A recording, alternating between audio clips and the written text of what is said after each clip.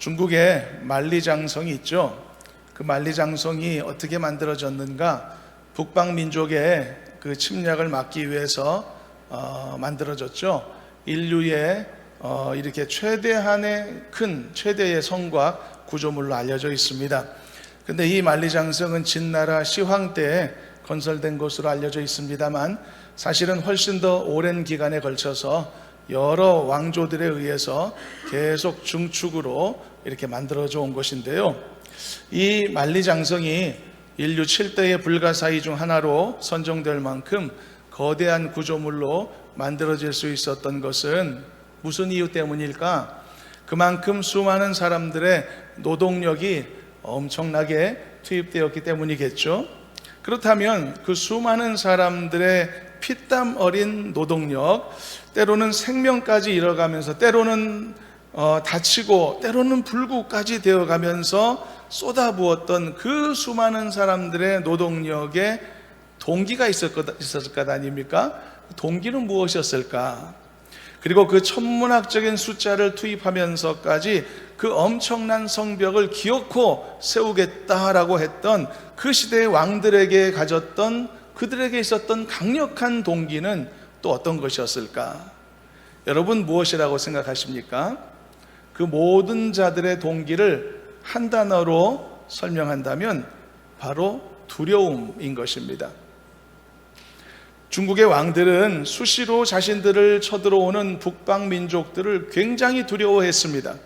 그들은 강인한 사람들이었기 때문에 두려움 정도가 아니라 공포의 대상이 되었었죠. 이 두려움 때문에 왕들은 그 엄청난 규모의 성벽을 계속 세우고자 했었던 것입니다. 그러면 왕들의 두려움은 그렇다 치고, 그 일에 동원된 수많은 사람들은 무엇 때문에 건강이나 생명이나 시간이나 모든 걸 다 바쳐가면서 성벽을 쌓았을까? 그들이 몸을 상하면서까지 노동을 할 수밖에 없었던 이유도 알고 보면 두려움 때문이었음을 알게 됩니다. 그러나 그들의 두려움의 성격은 조금 달랐다고 할 수가 있겠죠. 그들은 왕이 두려웠을 겁니다. 왕들은 북방 민족들이 두려웠을 것이고요.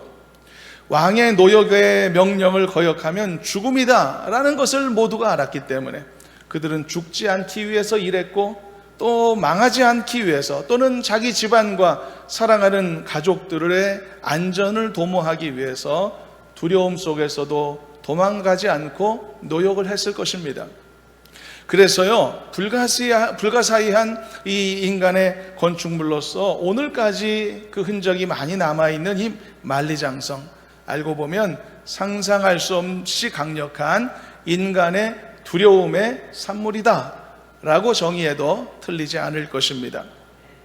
오늘 본문의 말씀의 내용은 이 두려움이라고 하는 감정으로부터 출발합니다. 본문은 이스라엘 백성들이요, 이번에는 모압 평지에까지 북진해서 올라갔을 때의 상황을 기록하고 있는 말씀인데요. 모압 평지는 어디냐? 이제 진짜 가나안 땅의 목전에 있는 그런 지역이었습니다. 요단강이 어떻게 흐르냐면은 북에서 남으로 흐르고 있거든요. 그 요단강을 중심으로 서쪽은 가나안 땅이라고 불렀고, 동쪽은 모압과 암몬 족속이 차지한 땅이라고 불려졌습니다. 그런데 지금 이스라엘 백성들이 모압 사람들이 사는 땅의 평지에까지 오게 되었던 것이죠. 그러니까 진짜 이제는 가나안 가까이 왔다는 뜻입니다. 강만 건너면 가나안이었으니까요. 그런데 이렇게 이스라엘이 모압 평지에까지 이르게 됐을 때 이 사실을 가장 크게 두려워했던 사람이 있었습니다. 그 사람은 십볼의 아들이라고 불리우는 발락이라고 하는 사람인데요, 발음을 잘 해보시길 바랍니다. 발락이라는 사람, 그는 모압의 왕이었었습니다.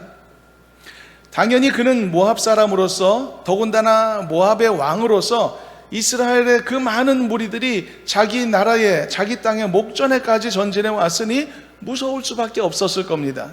게다가 이스라엘이 모압 평지에 이르기 바로 전에 어떤 일을 행하였느냐? 우리가 지난주에 말씀을 통해서 봤듯 아모리 족속을 물리쳤던 것을 알고 있었기에 더욱더 두려워했을 것이라는 것을 보게 됩니다. 본문 2절과 3절을 한번 같이 읽어보도록 하겠습니다. 함께 읽어봅니다.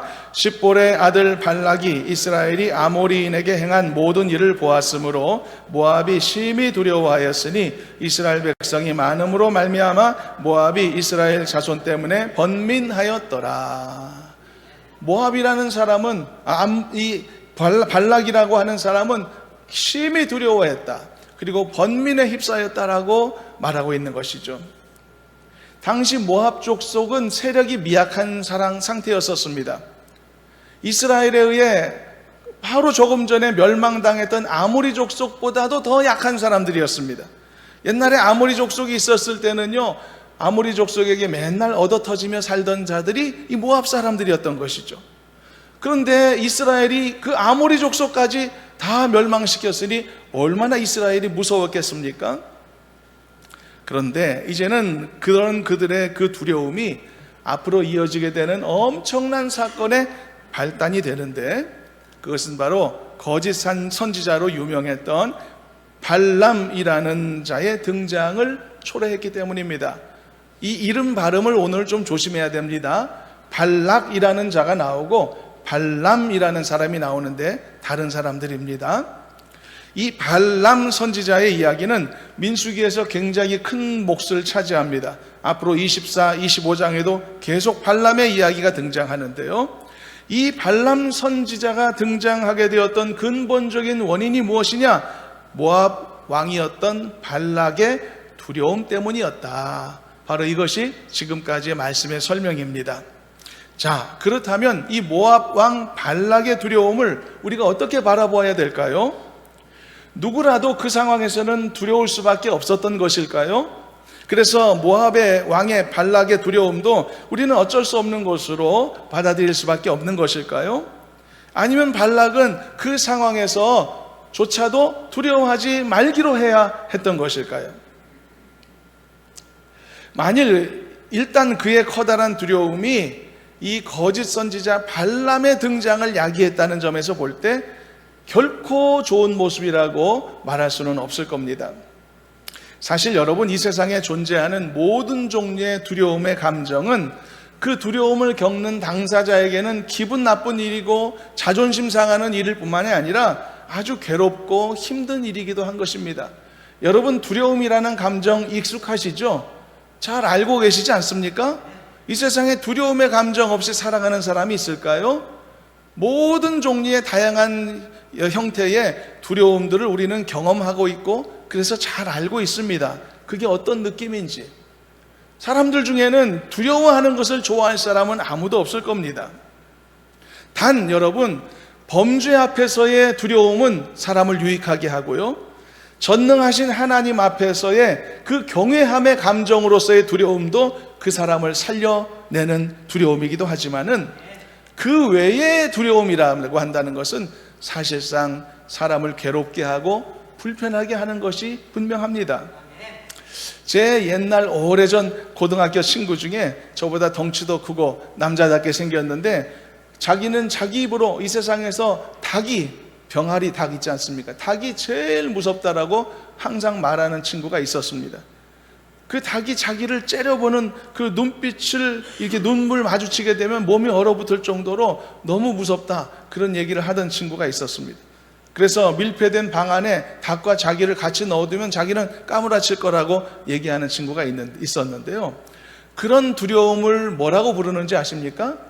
쓸데없는 두려움이다, 그렇게 부르는 것입니다. 그렇다면 이 발락이라는 사람의 이 두려움에 대해서는 우리가 어떻게 평가해야 될까요? 그의 두려움은 필요한 적절한 두려움이었을까요? 아니면 쓸데없는 두려움이었을까요? 그에게 유익했던 두려움이었을까요? 아니면 필요 없었던 두려움이었을까요? 여러분, 성경의 여러 정황들을 보게 되고 그리고 관련된 기록된 말씀을 참고해 보게 되면은 이 발락의 두려움은 하지 않아도 되었던 필요 없는 일이었음을 알게 됩니다. 즉 쓸데없는 두려움이었다, 그런 뜻입니다. 왜냐하면요, 이유가 있는데 하나님이 계획하신 가나안의 정복의 그 스케줄에는요, 모압 족속을 멸절시키고 그 땅을 빼앗아서 이스라엘에게 주리라 라고 하는 하나님의 계획은 존재하지 않았기 때문입니다. 진짜일까요? 진짜 그게 맞다면 이 모압 왕 발락이야말로 진짜 쓸데없는 무서움을 가졌던 거죠. 나라가 망할지도 몰라, 우리 땅 빼앗길지도 몰라, 이런 필요 없는 두려움 때문에 밤잠을 설치고 번민하며 스트레스 속에서 살았던 것이겠죠. 여러분 보십시오.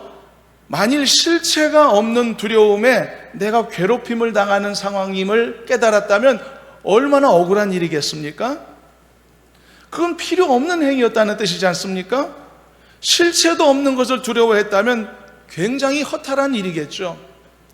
여러분, 어두움이라는 것이 사람에게 두려움을 가져다 줄 때가 많죠. 어두컴컴한 방 안을 혼자 들어갈 때 무섭죠. 근데 전깃불을 켜게 되면 환하게 밝아지면 무엇을 깨닫습니까? 무서워할 게 아무것도 없었구나 라는 것을 깨닫게 되죠. 그런 두려움도 실체가 없는 두려움이라고 말할 수 있습니다. 그런 실체 없는 두려움에 괴롭힘을 당하고 힘든 시간들을 겪는다면 얼마나 억울한 일이겠습니까? 성경의 여러 정황과 그리고 관련된 말씀의 기록을 보면은 바로 발락의 두려움이 그런 두려움이었다는 겁니다. 두려움이라는 것은 엄청난 감정 소모거든요. 그 자체만으로도 괴로운 거거든요.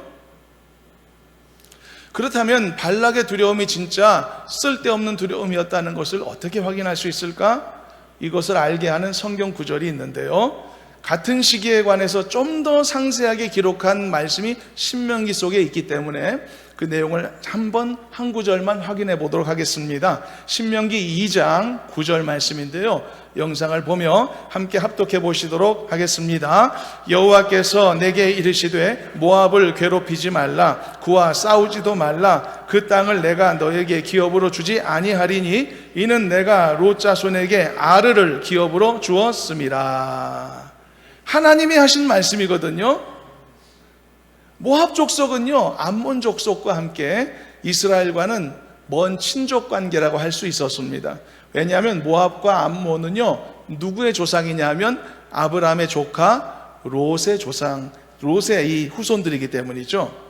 그렇지만 이런 친족 관계 사실을 떠나서라도 더 중요한 것은 우리가 읽은 말씀처럼 하나님이 일찍이 그들에게도 영토를 주셨기 때문이라는 겁니다. 이는 내가 롯 자손에게 아르를 기업으로 주었다. 그래서 하나님이 말씀한 것입니다. 너는 모압 족속들 쳐들어가지 마라. 그 땅은 내가 너네들한테 줄 땅은 아니야. 너네들한테 줄 땅은 따로 있어. 거기는 모압 족속들 롯 자손에게 내가 허락한 땅이니까 건들지 마라 라고 하신 말씀이 있었던 것이죠. 그렇다면 이런 영토를, 하나님이 허락하신 영토를 그들이 갖고 있었다면 그 영토를 빼앗길까 봐 전전긍긍하고 두려워할 필요가 없었던 것이겠죠. 그리고 그러한 영토라는 것을 알았다면 이스라엘 백성들도 당연히 그 땅을 빼앗아 차지하려고 하는 생각을 가지지 않을 수 있었겠죠. 그런데 이 모압 왕 발락은 자기의 영토를 빼앗길지 모른다는 두려움에 휩싸였던 겁니다. 그래서 그 두려움 때문에 발람이라고 하는 정말 역대급 악한 거짓 선지자를 이 역사 무대에 등장시키게 되었고, 그리고 오늘 본문에는 없지만 나중에 전개되는 이야기를 보면 더 나아가서 하나님이 그 모압 자신들에게 주셨던 그 땅을 결국은 지켜내지 못하고 그리고 빼앗기게 되는 최악의 상황을 맞게 되었던 겁니다. 무엇 때문에요? 어리석은 자의 쓸데없는 두려움 때문에 말입니다. 두려움이 이렇게 해로운 것일 수가 있는 겁니다. 여러분, 지혜로운 믿음의 사람들은 두려워해야 될 것과 두려워하지 말아야 될 것을 잘 분별할 줄 아는 사람인 줄로 믿습니다. 그리고 버려야 할 것과 취해야 할 것을 바르게 구분할 수 있어야 할 줄로 믿습니다. 그래야만 옳은 길을 변함없이 걸어갈 수 있기 때문이죠. 지난주에도 언급했지만 역사에 만약이라는 것은 필요 없는, 의미가 없는 것이지만 그래도 한번 생각해 보면, 만일 말입니다, 이 모압 족속이 가나안 땅으로 전진해 오는 이스라엘을 이렇게 두려워하지 않고 그들을 신뢰하면서 건강한 관계를 맺을 수 있었다면 어떤 결과가 펼쳐졌을까요? 그랬다면 아마 요단 동편은 모압 족속이 안전하게 살고 요단강 서쪽은 가나안 땅으로 이스라엘 백성이 또 안전하게 잘 사는 평화로운 공존의 관계가 형성될 수도 있지 않았을까요? 그럴 수도 있었을 것 같습니다. 그러나 불필요한 두려움 때문에 이 모든 기회를 다 잃어버렸던 것이죠. 여러분, 하나님을 신뢰할수록 우리 안에는 두려움이 소멸되어 가는 것입니다. 그러나 하나님을 신뢰하지 못할수록 우리 안에 있는 두려움은 점점 더 눈덩이처럼 불어난다는 것을 기억하시길 바랍니다. 그러므로 여러분, 이 두려움의 문제는 결국은 믿음의 문제와 연결되어 있는 것입니다. 담대한 믿음의 사람은 두려움을 떨쳐내는 것입니다. 그러나 믿음이 연약한 사람은 점점 모든 것들이 무서워지고 두려워지고 걱정하게 되어지는 그런 두려움으로 지게 되는 그런 포위되는 그런 안타까운 상황을 맞게 되는 것입니다. 그러므로 여러분, 건강한 그리스도인이라면 모든 종류의 두려움에서 반드시 벗어나야 합니다. 여러분, 이 세상에 우리가 갖고 있는, 인간이 가져야 되는 두려움 중에 당연한 두려움은 없다는 것을 잊지 마시길 바랍니다.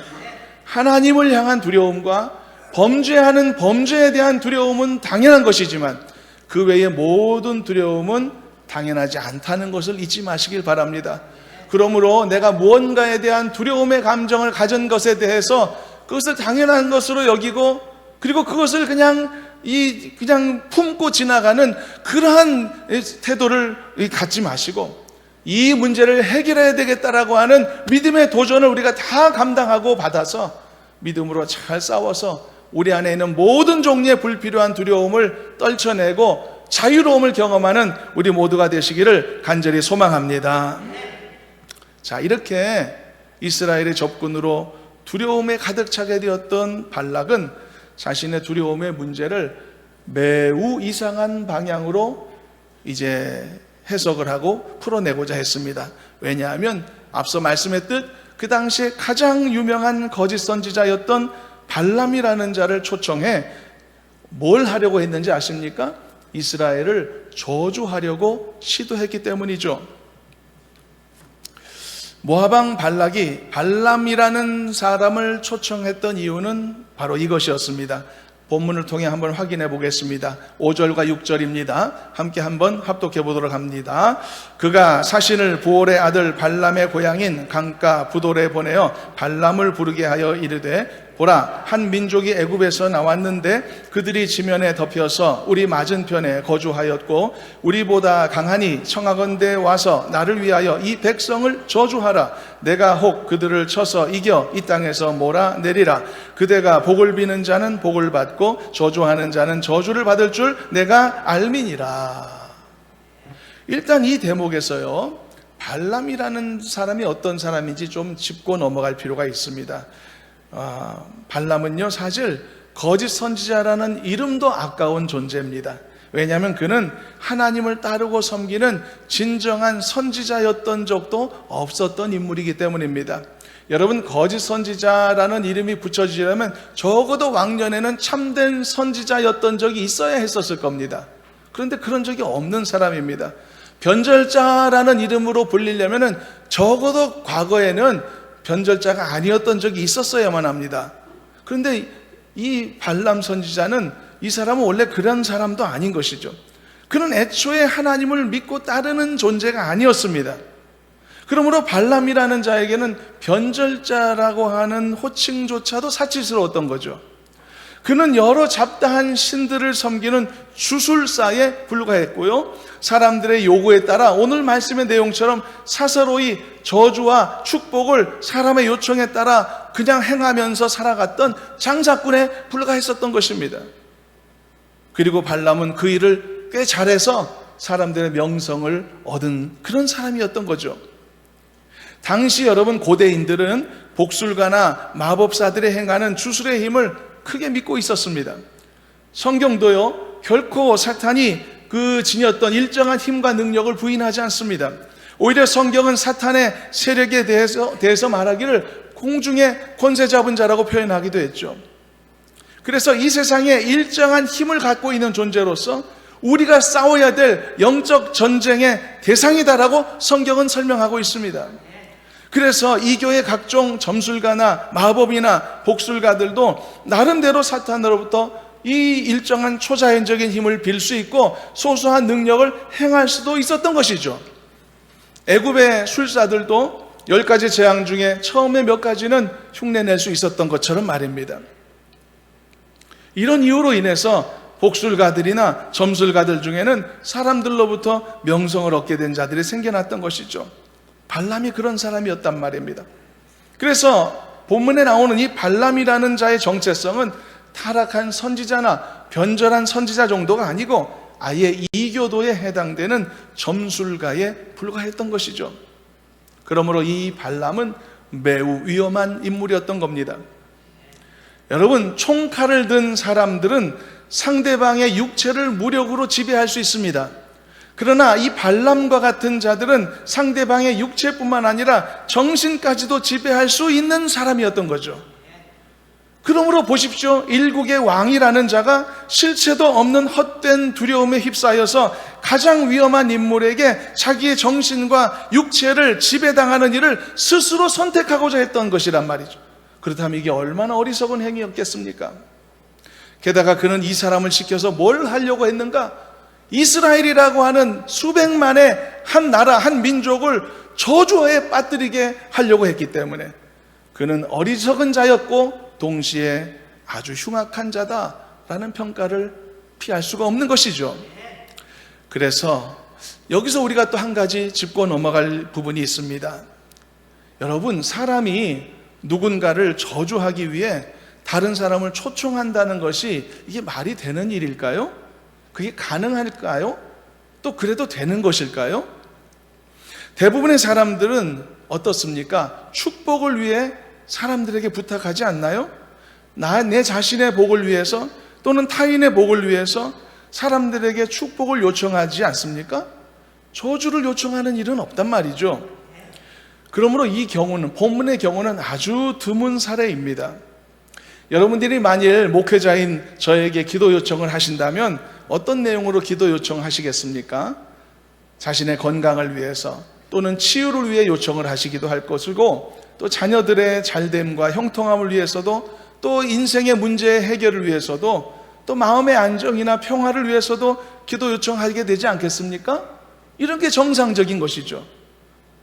그래서 그런 기도 요청을 받은 사람은 그들의 요청에 따라서 치유하심을 위해서 또 축복해주고 주기도 하는 것이죠. 그래서 저는요, 지금까지 말입니다, 누구를 잘되게 해주시라는 기도 요청은 참 많이 받았지만 누구를 잘못되게 해주시라는 기도 요청은 다행히 한 번도 받아본 적은 없습니다. 이건 다행스럽다기보다는 그 자체가 이상한 거죠. 여러분, 제대로 된 사역자라면 그런 요청을 받을 수 있겠습니까? 만일 누군가 저 사람을 저주해달라는 요청을 받았다면 여러분, 부탁받은 거니까 할게 라고 할 수 있겠습니까? 이거는 죄악된 것이고 변명의 여지가 없는 것이죠. 이 발락이 말입니다, 전진에 들어오는 이스라엘에 대해 두려움을 느꼈습니다. 네, 그 정황은 이해할 수 있습니다. 무섭겠죠? 걱정도 많았겠죠? 이해가 됩니다. 그래도 이러면 안 되는 거죠. 사람이 사람을 시켜서 누군가를 저주하고자 하는 것은 절대 하나님 앞에 정당함을 입을 수 없는 겁니다. 자기의 두려움을 해결하기 위해서 다수의 상대방을 저주나 불행으로 몰아넣고자 하는 이런 발상은 너무나 이기적인 발상이고, 그 어떤 타당한 이유가 혹시 있다라고 할지라도 그것을 정당화시킬 수는 없는 것이죠. 그런 의미에서 이 모압 왕이었던 이 발락은 첫 단추부터 잘못된 선택을 했던 것이죠. 그렇다면 이제 우리 자신과 우리 주변을 한번 좀 돌아볼 필요가 있겠습니다. 우리들의 신앙생활 속에는 이런 식의 어떤 잘못된 생각이나 시도들이 정말 조금도 존재하지 않는다라고 생각하시나요? 누군가를 대놓고 저주하지는 않을지라도 결과적으로 누군가의 실패나 누군가의 잘못됨을 은근히 바란다거나 또는 기도의 내용 속에 넣는다거나 그런 사례들이 전혀 없다라고 장담할 수 있을까요? 이 부분은 우리가 깊이 점검할 수 있을 부분입니다. 어떤 사람은 잘 믿는다고 하면서도 이런 저주의 의미를 가진 기도를 좀 두려움 없이 서슴없이 하나님 앞에 올려드리는 경우들도 있지 않나 생각해 보기도 합니다. 한마디로 누군가를 정죄하는 기도를 말하는 겁니다. 하나님의 공의를 핑계 삼아 누군가를 심판해 주시라고 하는 기도 같은 것이죠. 누군가의 벌을 주시라고 하는 기도 같은 것이죠. 과도한 자기 의로움에 확신에 찬 사람들이 그 확신을 갖고 또 자기의 억울함의 감정까지 곁들여서 누군가를 해하려고 하는 자기의 마음을 정당화하려는 생각을 갖고 그리고 그런 기도를 하는 것이죠. 그리고 그런 기도 속에, 그런 마음가짐 속에 자기 안에 있는 분노심까지 곁들여서 말입니다. 이런 기도가 있다면 이건 굉장히 위험한 것입니다. 흔히 정치인들이 사람들의 미움의 대상이 될 때가 많습니다. 요즘 같은 시국에서는 더더욱 그렇죠. 정치인이 된다는 것은 누군가에게는 이 존경도 받겠지만 반드시 어떤 사람에게는 이 미움의 대상으로 전락된다는 것과 같은 의미가 바로 우리 시대에 우리 사회의 정치인이 된다는 것 같은 그런 느낌까지 들지 않습니까? 물론 여러분 미워할 수도 있죠. 싫어할 수도 있을 겁니다. 사람들의 생각은 다 각각일 수 있으니까요. 그래서 생각을 우리가 서로 존중할 필요가 있거든요. 그런데 말입니다, 그 싫은 마음이 혐오 감정이 되고 그 혐오 감정이 때로는 저주의 마음이 되어서 하나님 저 사람 심판해 주세요, 하나님 저자를 죽여주세요, 이런 식으로 함부로 저주를 구하는 기도를 하는 그런 경우가 생긴다면 과연 하나님 앞에 합당하다고 인정받을 수 있을까요? 그가 저주를 당하는 것이 하나님의 뜻이 아닐 가능성도 언제나 항상 존재하는 것이지만 혹시 그게 하나님의 뜻에 부합하는 것이었다라고 할지라도 누군가를 저주하는 그 입술의 기도는 하나님 앞에 합당히 여김을 받을 수가 없을 것입니다. 이런 종류의 마음, 이런 종류의 태도는 그래서 위험한 것이죠. 어떤 사람은 그래도 그런 생각을 할지도 모릅니다. 성경에 나오는 다윗 같은 사람도 보면 그런 기도 많이 하지 않았느냐라고 말할지도 모르죠. 여러분 맞습니다. 성경을 보면은요, 이런 대적을 정죄해 주시라고 하는 기도자들의 그 기도들이 굉장히 많이 보여지기도 합니다. 그리고 하나님의 공의로우심을 세워주십시오라고 하는 호소가 정말 절박한 그런 기도의 내용도 많이 보기도 합니다.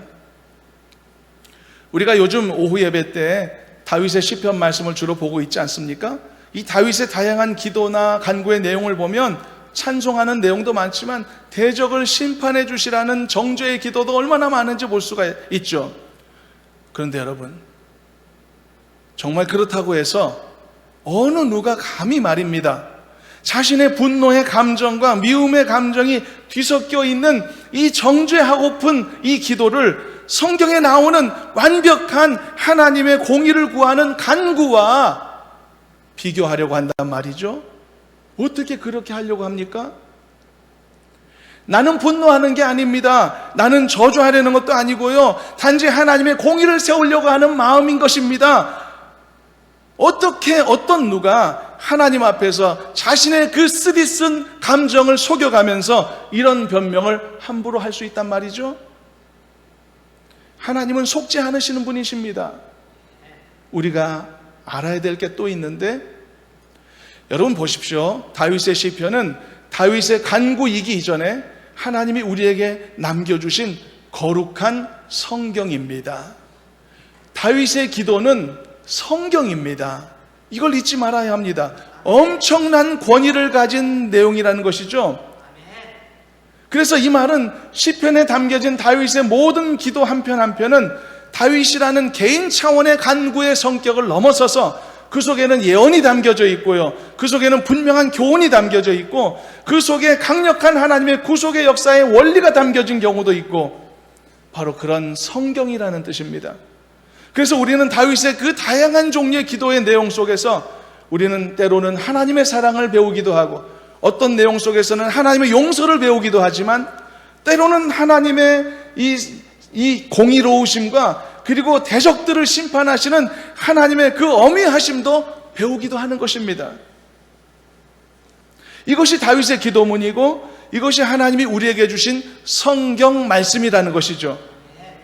그런데 어느 누가 이 거룩한 성경의 말씀을 빗대어서 다윗도 대적들에게 저주기도도 했고 정죄도 했으니 나도 그렇게 못할 이유가 없다라고 주장할 수 있단 말입니까?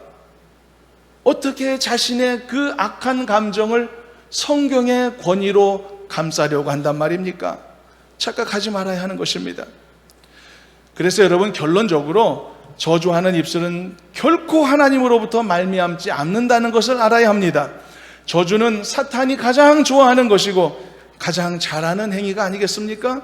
그러므로 우리는 살아가면서요, 어떤 종류의 입술을 가져야 할 것인가, 어떤 내용의 기도자들로 살아가야 할 것인가, 다시 한번 분명하게 마음을 다잡고 결정하는 우리가 되었으면 좋겠습니다. 사랑하는 여러분, 저주의 입술이 아니라 축복하는 입술로 더 거듭나는 은혜가 있기를 주님의 이름으로 축원합니다. 정죄하는 입술이 아니라 칭찬하고 독려하고 세워주는 입술로 귀하게 쓰임받는 여러분들이 되시기를 주님의 이름으로 축원합니다. 하나님 앞에 기도자가 되실 때도 항상 은혜와 긍휼을 구하는 귀한 기도자리 되셨으면 좋겠습니다. 예수님이 십자가에서 마지막 죽으시면서 어떤 기도를 하셨죠? 자기를 못 받고 죽이는 자들을 향해서 하나님, 저들을 용서해 주십시오 라고 기도하시지 않았습니까? 그것이 하나님의 마음에 합한 모습이죠. 그것이 참된 그리스도인다운 모습이라는 겁니다. 바로 이렇게 참된 그리스도인다운 성숙함을 여러분들의 삶에서, 그리고 여러분들의 신앙생의 생활 속에서 충분히 드러낼 수 있는 그런 복된 성도들이 되셔야 할 줄로 믿습니다. 말씀을 정리하겠습니다. 이 세상에는요, 필요한 두려움도 있지만 필요 없는 두려움도 있다고 했죠. 하나님을 경외하는 두려움이나 범죄에 대한 두려움은 우리를 유익하게 하는 것이지만 그 외에는 어리석음과 불신으로 말미암아 갖게 된 그런 많은 두려움에 대해서는 우리가 떨쳐내야 한다고 했습니다. 때로는 실체가 없는 두려움까지도 있다고 했죠. 불필요한 두려움이 갖게 되는 결과를 우리가 오늘 말씀을 통해 본 겁니다. 인간을 오판으로 이끌었죠. 그리고 어리석음으로 이끌었습니다. 그리고 그 자체가 죄이기 때문에 또 다른 범죄를 낳아서 그 두려움 때문에 견딜 수 없어서 마치 이 고양이 앞에 있었던 이 쥐가 마지막으로 발악을 하며 어리석은 행동을 하던 것처럼 상대방을 저주하려고 하는 그런 악한 시도까지 하는 모습을 우리는 사례로서 보게 되었던 겁니다. 그러나 여러분, 하나님의 말씀 안에서 지혜를 얻은 사람들은 모든 불필요한 두려움을 벗어낼 줄로 믿습니다. 여러분들은 두려움에서 자유케 되시기를 주님의 이름으로 소망합니다. 모든 필요 없는 두려움에서도 완벽하게 자유롭기를 주님의 이름으로 축원합니다. 두려움의 문제는 믿음의 문제와도 연결되어 있다는 것을 잊지 마시길 바랍니다. 담대한 믿음의 용사가 되면 두려울 것이 없는 것입니다. 하나님을 향해 담대하게 서시는 은혜가 있기를 간절히 소망합니다. 그리고 또 한 가지, 여러분들의 입술로 저주하는 입술이 아니라 오히려 사람들을 축복하고 격려하고 세워주는 복된 입술로 거듭나시기를 축복합니다. 이것이 하나님의 마음에 합한 모습이라고 했습니다. 다시 한번 권면하며 말씀을 마무리합니다. 축복하는 입술이 되시고 칭찬하는 입술 되시고 하나님 앞에 영광을 구하는 은혜로운 입술로 쓰임받게 되시기를 바랍니다. 이렇게 참된 그리스도인다운 성숙함을 여러분들의 삶에서도 보여드리고 여러분들의 신앙을 통해서도 하나님 앞에 올려드리는 그런 복된 성도로 살아가시기를 주님의 이름으로 축원합니다. 기도하겠습니다. 하나님 아버지, 부족하고 연약한 저희들을 사랑하셔서 이렇게 주의 자녀로 인쳐주시고 하나님의 백성으로 살게 해주심을 감사합니다. 연약하고 부족한 많은 것을 다시 한번 자백하오니 긍휼히 여겨 주시옵시고 우리 안에 있는 모든 불필요한 두려움들이 소멸되게 하여 주시고 오직 담대한 믿음으로 서도록 도와주시옵소서. 그리고 우리의 입술로 더 많은 이들을 축복하고 그리고 품에 안고 그리고 서로의 사랑과 긍휼하심을 함께 나누는 복된 관계들을 세워가도록 함께해 주시옵소서. 예수님의 이름으로 기도하옵나이다. 아멘.